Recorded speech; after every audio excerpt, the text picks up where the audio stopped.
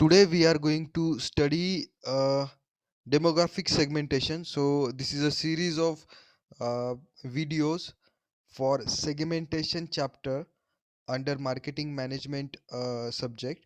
So today we will discuss how demographic uh, factors will help in segmentation. One reason demographic variables such as One reason demographic variables such as age, family size, family life cycle, gender, income, occupation, education, religion, race, generation, nationality, and social class are so popular with the marketer is that they are often associated with the consumer needs and wants. तो ये जो भी होते हैं age, family size, education, income, occupation, religion, race, nationality, social class, ये सब जो variables है, ये जो सब जो फैक्टर्स है, इससे उस आदमी की नीड एंड वांट्स बहुत क्लोजली जुड़ी हुई होती है।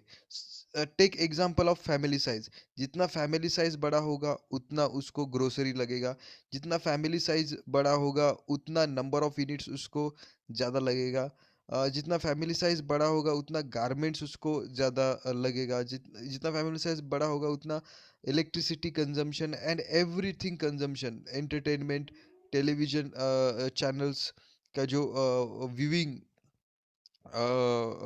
टाइम है वो ज़्यादा होगा, इंटरनेट डेटा कंजम्पशन ज़्यादा ज़्यादा होगा, मोबाइल बिल ज़्यादा होगा। तो फैमिली साइज पे बहुत सारी चीज़ें डिपेंड होती है, एज पे भी डिपेंड होता है। सपोज छोटा बच्चा होगा तो कम मोबाइल यूसेज करेगा, अगर टीनेजर होगा तो ज़्यादा मोबाइल यूज़ करेगा, अगर ओल्ड एज होगा तो अगेन कम मोबाइल यूज़ करेगा। सो ये जो डेमोग्राफिक वेरिएबल्स होते हैं उसके साथ बहुत ही closely needs and wants associated होते हैं। अगर आपको प्रॉपर डेमोग्राफिक कैरेक्टर्स या क्वालिटीज़ या फैक्टर्स आपको मिल गए तो आप उनके नीड्स एंड वांट्स बहुत इजीली प्रेडिक्ट कर सकते हैं। इसीलिए डेमोग्राफिक वेरिएबल्स या डेमोग्राफिक फैक्टर्स सेगमेंटेशन के लिए बहुत इंपॉर्टेंट होते हैं। Another is that they are easy to measure. तो ये बहुत ही इजीली मेजर करने वाले हैं। जैसे एग्जांपल देखिए, एज बहुत इजीली मेजर कर सकते हैं, फैमिली साइज बहुत इजीली मेजर कर सकते हैं, फैमिली लाइफ साइकिल कौन से स्टेज पे है, टीनेजर है, न्यूली मैरिड है, ओल्ड एज है, मिडल एज है, तो ये भी आप इजीली कैलकुलेट कर सकते हैं या चेक कर सकते हैं। Gender, again income, occupation, education, demographic का कोई भी कैरेक्टर ले लो, आप बहुत इजीली कैलकुलेट कर सकते हैं।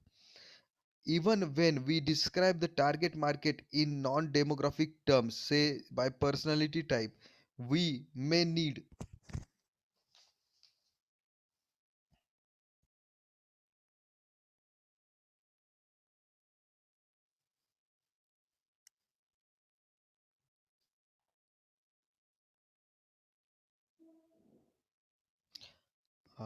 even when we describe the target market in non-demographic terms, say by personality type, we may need the link back to the demographic characteristic in order to estimate the size of the market। तो यहाँ पे क्या बोला गया है कि अगर आप पर्सनैलिटी टाइप भी डिसाइड करते हैं सेगमेंटेशन कैलकुलेट करने के लिए, सो उसके बाद उसके पीछे भी, पर्सनैलिटी के पीछे भी अगर आप वन स्टेप जाओगे तो उसके पीछे डेमोग्राफिक कैरेक्टर्स ही होंगे। पर्सनैलिटी टाइप ठीक है, पर्सनैलिटी टाइप एक सेगमेंटेशन के लिए, सेगमेंटेशन करने के लिए बहुत अच्छा वेरिएबल है, but which personality, age, then gender, then education, occupation, ये सब पता होना ज़रूरी है। सिर्फ पर्सनैलिटी पता होने से आप प्रॉपर सेगमेंटेशन नहीं कर सकते। आप अगर थोड़ा पीछे जाओगे तो आपको डेमोग्राफिक कैरेक्टर्स भी कंसिडर करने पड़ेंगे। We may need the link back to the demographic characteristic in order to estimate the size of the market and the media we should use to reach it efficiently।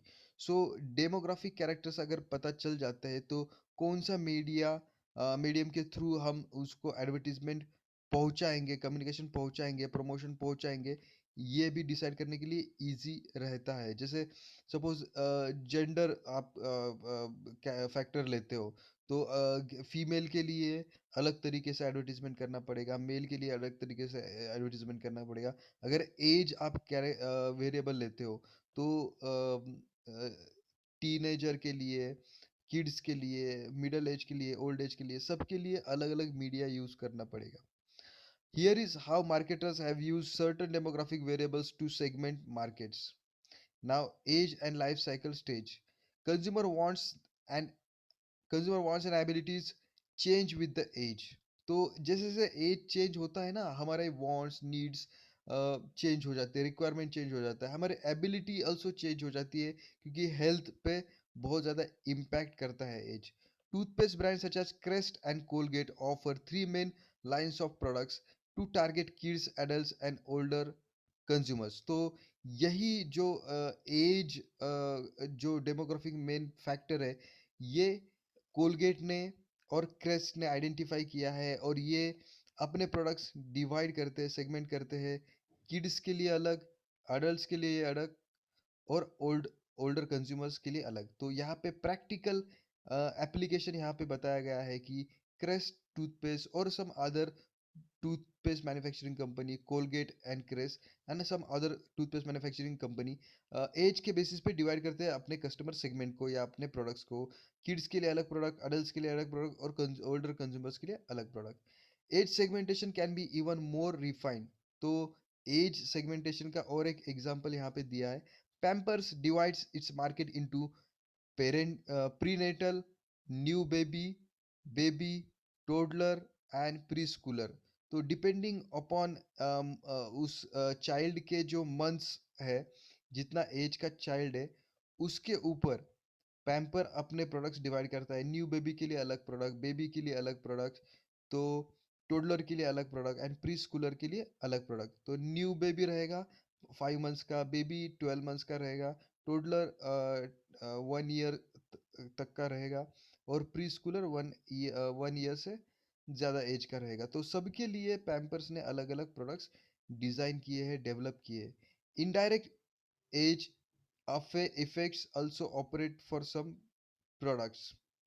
तो कभी कभी indirect as impact करता है। जैसे suppose कभी कभी psychological as हमें ध्यान में लेना पड़ता है कि कभी कभी लोग बच्चे का माइंडसेट रहता है। मोस्टली आपने देखा होगा कि जो ओल्ड एज पीपल है वो थोड़ा चाइल्डिश बिहेवियर करते हैं, या फिर कुछ चिल्ड्रन है बहुत ज़्यादा मैच्योर बिहेवियर करते हैं।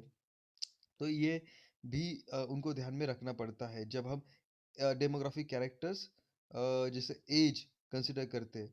One study of a kids ages 8 to 12 found that 91% decide or influence clothing or apparel buys, 79% decide grocery purchases, 54% decide vacation choices, while 14% even made or swayed vehicle purchase decision।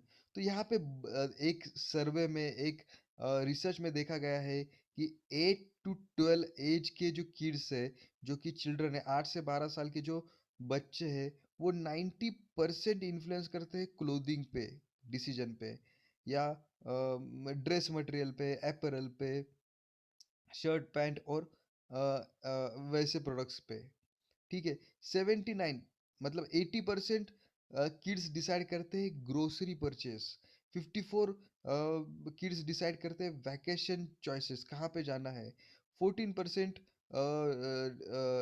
Even made और swayed vehicle purchase. तो 14%, 14-15% बच्चे car कौन सा purchase करना है, two wheeler कौन सा purchase करना है, ये भी डिसाइड करते हैं। तो देखो कि जो घर में जो न, आप बोलोगे कि एज ऑफ द कंज्यूमर है, या फिर आप बोलोगे कि लाइफ साइकिल स्टेज है, उस पे भी बहुत सारी चीज़ें डिपेंड होती है। Nevertheless the age life cycle can be tricky variables. तो ये जो एज और लाइफ साइकिल है, ये थोड़ी अंडरस्टैंड करने के लिए डिफिकल्ट भी हो सकती है, या इसमें लोग मतलब गलती भी कर सकते हैं एज या लाइफ साइकिल स्टेज के रिलेटेड प्रोडक्ट प्रिपेयर करने में। The target market for some products may be the psychologically young. तो कभी कभी क्या होता है कि हम यंग यंग्स टू किड्स के लिए प्रोडक्ट डेवलप करते हैं, बट वो टीनेजर या मिडल एज पीपल या ओल्ड एज पीपल भी यूज करते हैं, क्योंकि बहुत सारे कभी कभी लोगों का एज पीपल का भी माइंडसेट रहता है कि हम किड्स की तरह बिहेवियर करें या हम उनके जैसे बने। To target 21 year olds with the boxy element which company officials describe as a dorm room on wheels. Dorm room on wheels. Honda ran ads depicting sexy college kids partying near the car at the beach. तो Honda ने 21 year old 21 साल के बच्चों के लिए एक car develop किया, और उस कार को एडवर्टीजमेंट किया कि वो रूम ऑन द व्हील्स और हाउस ऑन द व्हील्स। तो ये जैसे आपका ये कार है, सुमो कार है, टाटा सुमो, वैसा ही एक कार इन्होंने डेवलप किया होंडा ने, और उसको रूम ऑन द व्हील्स नाम दिया, और ये 21 year old टीनेजर को टारगेट करके बनाया गया था कि जो लोग पार्टी करना चाहते हैं बीच के पास। बट हुआ एग्जैक्टली उल्टा। ओल्ड एज पीपल ने ओल्ड एज पीपल को ये प्रोडक्ट बहुत अच्छा लगा, और उनको लगा कि हम भी 21 year के बन जाते हैं, तो उन्होंने ये प्रोडक्ट परचेस करना चालू कर दिया। तो देखिए क्या हुआ।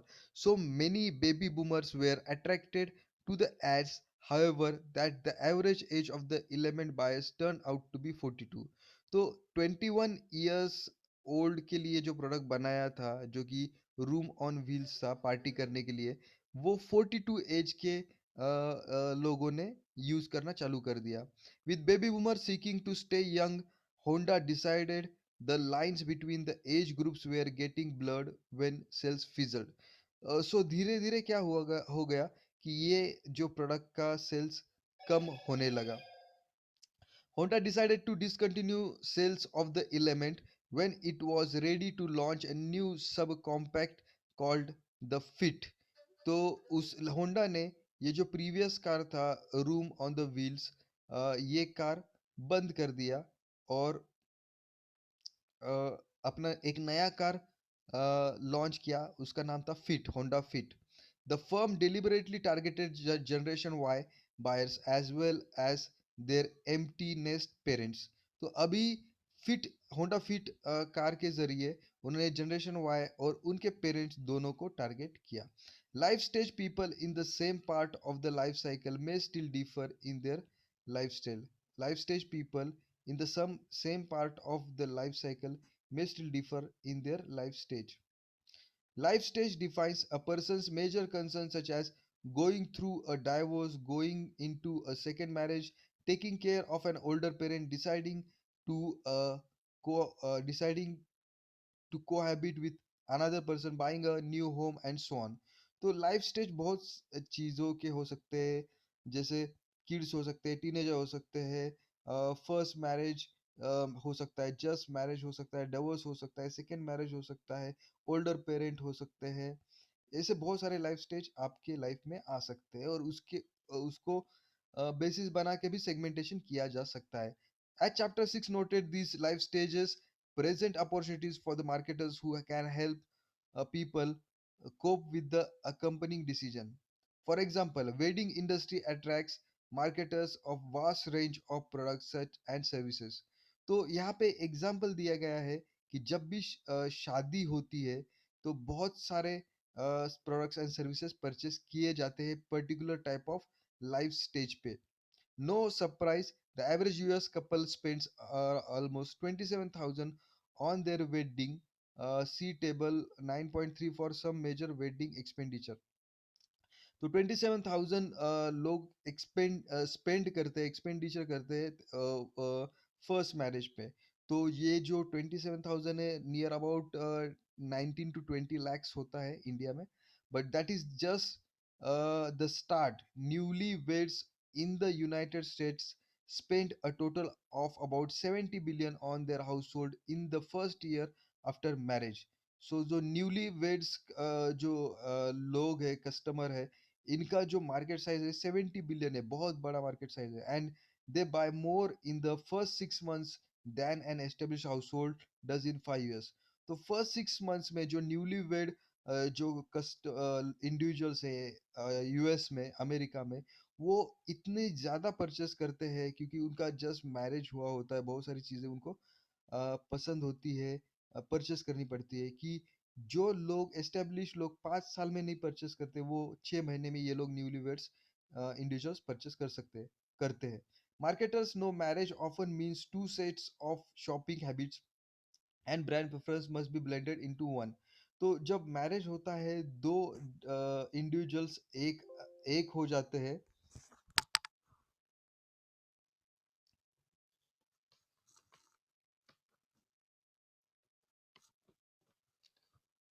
जब भी मैरिज होता है, दो इंडिविजुअल्स एक आके डिसीजन लेना चालू हो जाते हैं। सपोज पहले हस्बैंड एंड वाइफ या जो मेल एंड फीमेल थे, पहले अलग तरीके से परचेस करते थे, बट वो अभी एक डिसीजन लेके परचेस करते हैं। Procter and Gamble, Clorox and Colgate Palmolive include their products in newly wed kits. तो Procter and Gamble, Clorox and Colgate Palmolive ने ये न्यूली वेड लोगों के लिए न्यूली वेड किट्स बनाए। तो यहाँ पे ये प्रैक्टिकल एग्जांपल है, ये एप्लीकेशन है कि जो लाइफ स्टेज है, जी, क्योंकि just married and newly weds, उनके लिए भी कंपनी ने अपने प्रोडक्ट्स या किट्स बनाए हैं, distributed when couple apply for marriage licence. और वो किट मैरिज लाइसेंस लेने के टाइम पे एडवर्टाइज करते हैं या सेल करते हैं। जेंडर के बारे में नेक्स्ट वीडियो में देखेंगे। So till then, thank you.